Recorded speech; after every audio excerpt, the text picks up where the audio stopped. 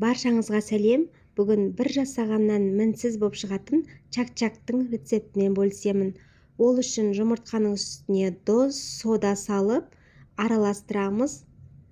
Араластырып болған соң үстіне ұн салып, жұмсақ қамыр илейміз. Қамырымызды илеп болған соң, мен целлофан мешокқа салдым. Оны бір 20 минуттай бұқтырып қоясыздар. Қамыр бірігіп, жұмсақ болып шығады.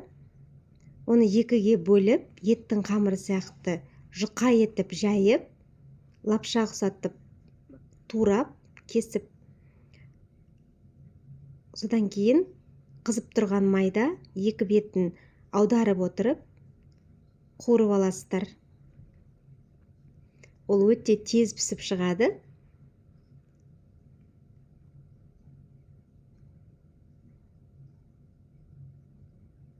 Сарғайтып алсаңыздар болады. Болғаннан кейін шекер, бал және де су құйып, сиропын жасаймыз. Сироп дайын болғаннан кейін үстіне құйып, қасықпен араластырсаңыздар болады. Мен бірден мешокқа салып форма жасадым. Сіздер өздеріңіз қалаған формаға салсаңыздар болады.